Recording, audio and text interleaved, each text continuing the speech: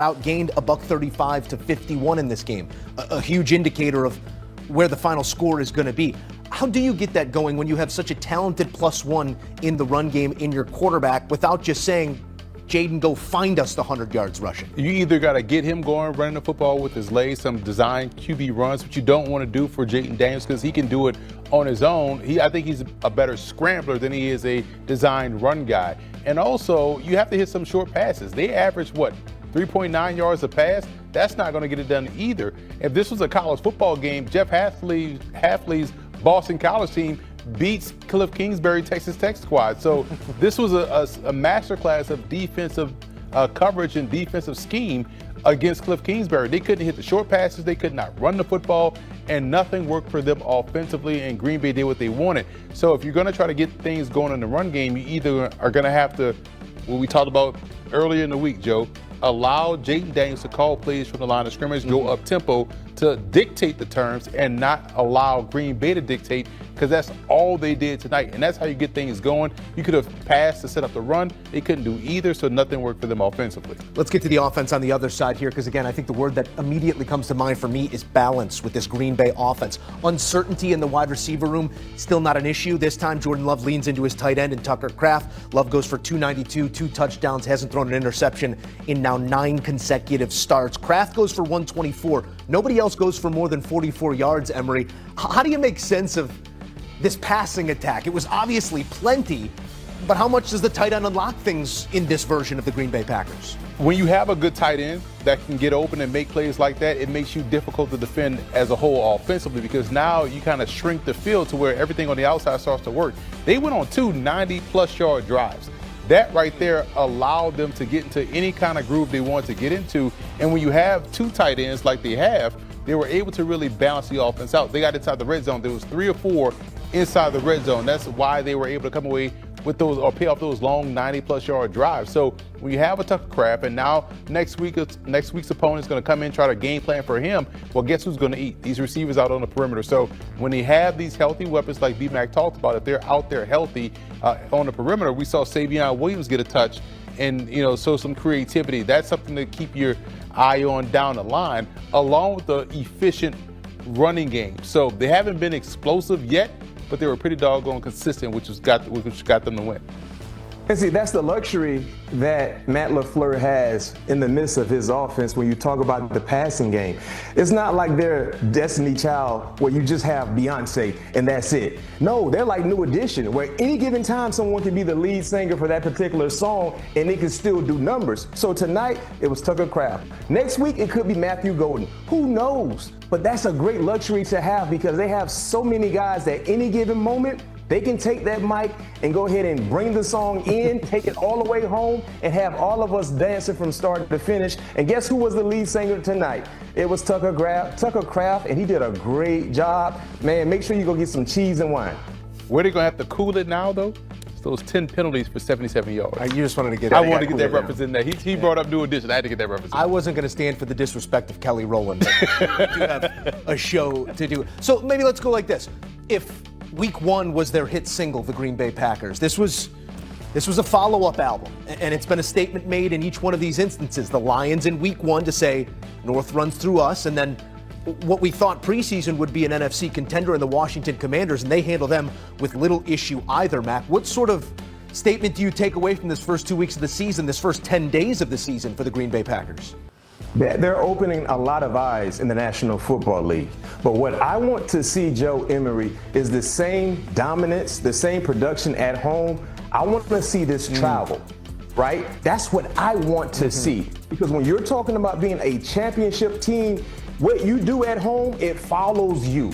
Now, they have the recipe to have success on the road. Great defensive play and running the football. But I need to see, because to your point, both games, Week 1 and Week 2, Lambeau Field, outstanding atmosphere, electric atmosphere. But let's see this same production go on the road. And I'm not saying that I don't think they can do it, but those are the things I want to see. And the last thing I like to say, too, in terms of moving forward, Emery, key nugget, the penalties. They left a lot of points on the scoreboard. They left a lot of points on the scoreboard. It seems like at times they kind of start playing with their food. Luckily, they got a great defense that was able to bail the offense out in moments because of penalties. But when they're playing against a better collective team that has legit championship aspirations with veteran experience in the backfield throughout their playmaker positions, those things can really come back to haunt you. But right now, in 2 weeks of play, the NFC North, I understand there's still a lot of football left to be played, but it seems like Green Bay, they're starting to state their claim to be the kings of the North in the NFC. It's funny because if we're looking at this from the preseason perspective, we were looking at the Lions and Commanders as two potential playoff teams to get back in there, right? So we saw them take care of business there. I think the biggest game on the schedule so far will be this Browns game. We know the Browns don't have the dynamic passing game. We know the Browns may not be a good team collectively by the end of the season. So how disciplined can you be? And to B-Mac's point, the penalties. How can you clean up those mistakes, tie up those loose ends? Can you come out and play a clean, disciplined game against a team you are technically supposed to beat? And that's going to be what we're going to watch for. We'll learn a lot more about what lies ahead for Green Bay long term with how they handle week 3, because you could be sitting up there resting on your laurels after beating both last year's playoff participants. But if you come out there and lay an egg versus the Browns, therein lies, well, we can't trust you until you prove otherwise. A couple of points well taken there. Let's see it on the road now. Let's see how you respond to a matchup where you're likely going to be once again favored, but that is 2 wins against teams that totaled 27 wins a season ago in the Lions and in the Commanders, each one of them reaching the NFC title game over the last 2 years, exactly where Green Bay is trying to get back to. A lot of work between now and then, but these first couple work samples have been pretty sharp. If Green Bay's making us say, wow, maybe Washington's making us say, after this one, even the win in week 1 over the Giants, they spent about 2 hours pushing their food around. You walk away with what level of concern from this road loss for Washington? Washington doesn't have any explosiveness. They lack the explosiveness they had last year.